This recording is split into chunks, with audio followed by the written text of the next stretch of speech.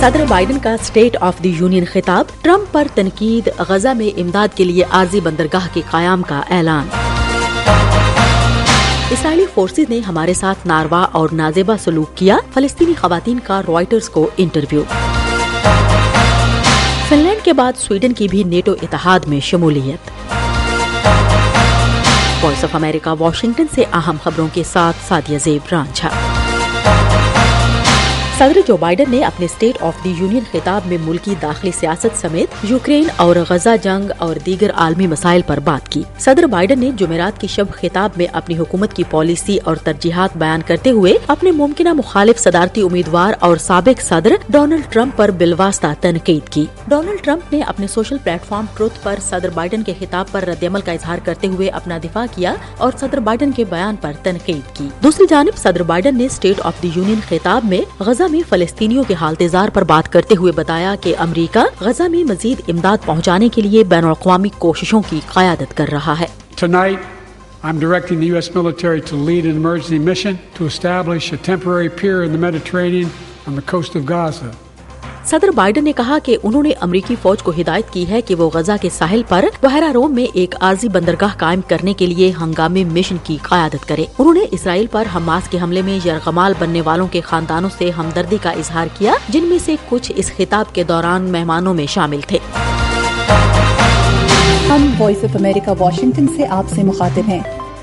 3 فلسطینی خواتین نے رائٹرز کے ساتھ ایک انٹرویو میں بتایا کہ غزہ میں جنگ کے آغاز کے بعد سے انہیں حراست میں لینے والی اسرائیلی فورسز نے ان کے ساتھ ناروا اور نازیبا سلوک کیا ہے۔ اسرائیلی فوج کے ترجمان نے تبصرے کی درخواست کے جواب میں کہا کہ حراست کے دوران یا تفتیش کے دوران زیر حراست افراد کے ساتھ ناروا سلوک اس کی اقدار اور احکامات کی خلاف ورزی ہے اور یہ ممنوع ہے۔ اسرائیلی حکومت کے ترجمان نے رائٹرز کی جانب سے تینوں خواتین کے انٹرویو سے ایک ہفتہ قبل اسرائیلی فوج کے خلاف الزامات پر تبصرہ کرتے ہوئے کہا کہ اسرائیل کی ریاست یقیناً بین الاقوامی قانون کے تحت اپنی ذمہ داریوں کا پاس کرے گی۔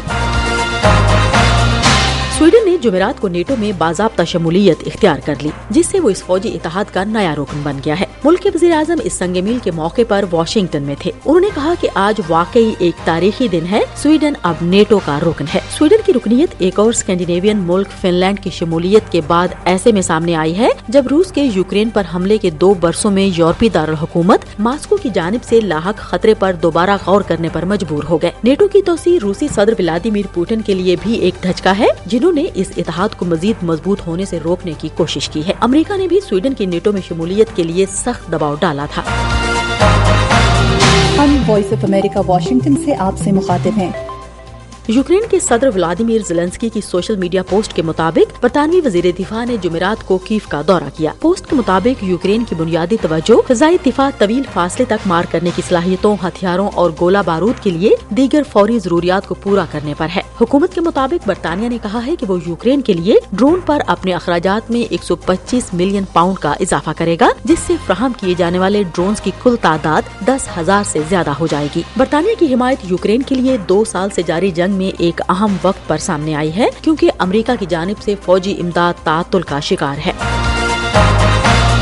آج خواتین کا عالمی دن ہے، جسے منانے کے لیے عالمی برادری 8 مارچ کو اکٹھی ہوتی ہے۔ یہ دن پوری تاریخ اور تمام اقوام کے لیے خواتین کی کامیابیوں کا جشن منانے کا موقع ہے۔ آج کا دن ان مسائل کو اجاگر کرتا ہے جو خواتین کو مسلسل پسماندہ رکھے ہوئے ہیں۔ ان مسائل میں امتیازی صنفی ضوابط، صنفی عدم مساوات، تولیدی حقوق پر پابندیاں، صنفی بنیاد پر تشدد اور دیگر رکاوٹیں معاشرے میں خواتین کی بھرپور شرکت کی راہ میں حائل ہیں۔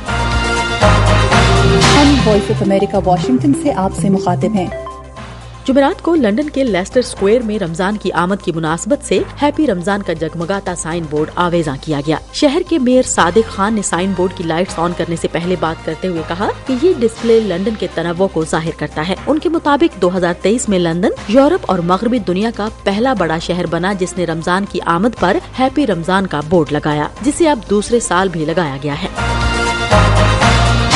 امریکہ واشنگٹن کی اردو سروس سے خبروں کا یہ بلیٹن اب ختم ہوتا ہے۔